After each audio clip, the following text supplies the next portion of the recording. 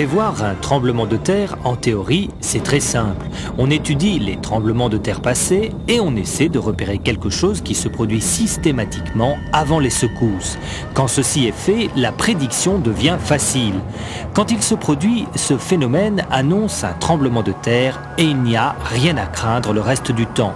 Malheureusement, on est bien loin de tout cela.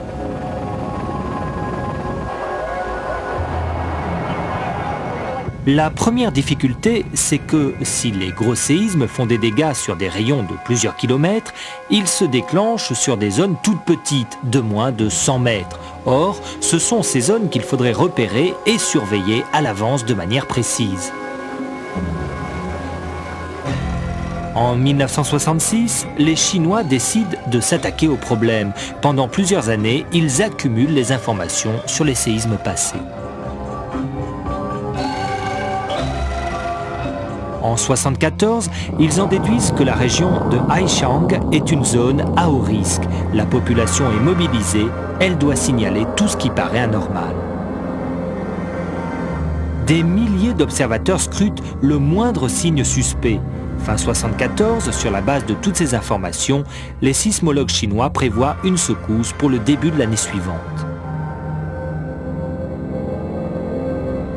En janvier 1975, on relève plusieurs indices. Une montée anormale de l'eau dans les puits, une variation du champ magnétique local et des comportements étranges chez certains animaux domestiques.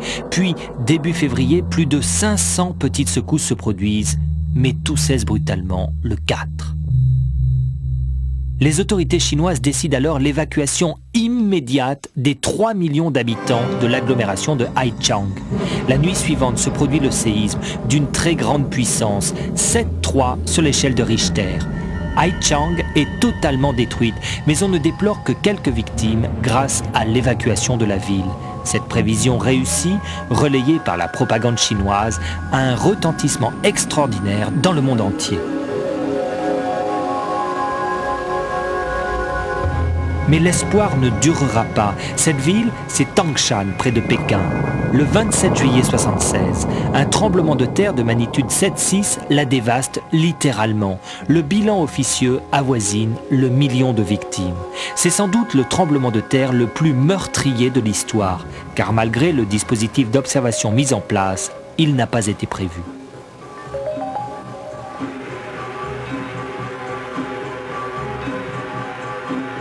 Pour les sismologues du monde entier, la stupeur et la déception sont à la mesure de l'immense espoir qu'on avait placé dans la méthode chinoise. Ce séisme n'a pas été précédé des signes avant-coureurs répertoriés à Haichang 2 ans auparavant. Cette méthode n'était donc pas infaillible. En dehors de Chine, d'autres sismologues se sont mis au travail. Dès 1973, la prévision par dilatance fait son apparition. Des chercheurs ont constaté en laboratoire que les roches augmentent un peu de volume juste avant de casser, ce qui est dû à l'apparition de micro-fissures. En principe, ces fissures causent un ralentissement de la vitesse de certaines ondes sismiques. Grâce à la dilatance, on a effectivement pu faire quelques prédictions, mais elle a aussi raté de gros tremblements de terre comme celui de Mexico en 1985 ou ceux de Californie. Cette méthode n'est sûrement pas universelle. Les Américains eux-mêmes, qui ont beaucoup travaillé dessus, cherchent désormais ailleurs.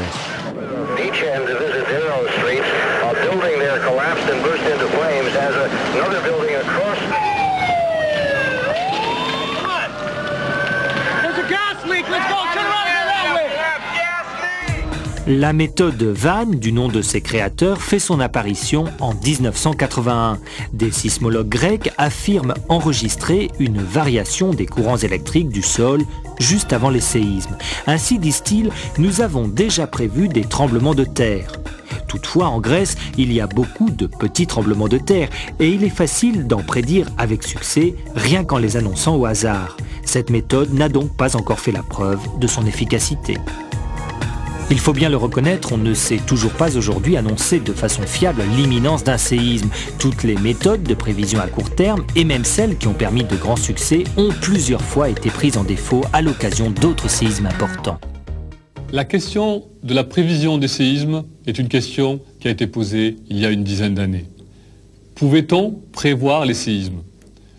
La réponse des scientifiques de l'époque était « laissez-nous une dizaine d'années, avec l'observation sur une dizaine d'années, nous serons capables de prévoir les séismes ». La question que posent maintenant les sismologues en 90, au vu de ces enregistrements et de la complexité du phénomène sismique, est de dire « peut-on prévoir les séismes ?» En définitive, les seules méthodes de prévision qui marchent bien, ce sont des méthodes de prévision à long terme basées sur des analyses statistiques. D'abord, la méthode des lacunes, qui ne marche que pour les failles. Le principe est simple. Pour chaque faille, on mesure le temps moyen qui s'est écoulé dans le passé entre les séismes. On compare ensuite ce temps moyen avec l'ancienneté du dernier séisme. Plus celui-ci est ancien, plus le prochain séisme a des chances d'être proche et violent. Cette méthode appliquée à la faille de San Andreas permet d'établir un graphique des risques de gros séismes pour les 30 prochaines années. Ainsi, on voit qu'il ne vaut mieux pas habiter Parkfield où ce risque est de 90%. C'est en gros une super méthode des lacunes que ces sismologues russes ont mise au point. Leur analyse statistique prend en compte beaucoup plus de données que le temps entre les séismes et s'applique à la Terre entière divisée en carrés de 500 km de large. D'après eux, leur méthode aurait pu annoncer 90% des tremblements de terre passés. Et ce qui est sûr, c'est qu'ils ont annoncé à l'avance le tremblement de terre d'Arménie et qu'en 85 et en 88, ils ont prédit un tremblement de terre près de San Francisco qui a fini par se produire en 89. Ces prévisions sont donc efficaces, mais leur précision est de l'ordre d'une ou plusieurs années, ce qui ne permet pas d'évacuer les populations menacées. Par contre, dans les régions concernées, elles doivent permettre la mise en place de structures adaptées pour le sauvetage et l'adoption de mesures préventives, notamment dans le domaine de la construction.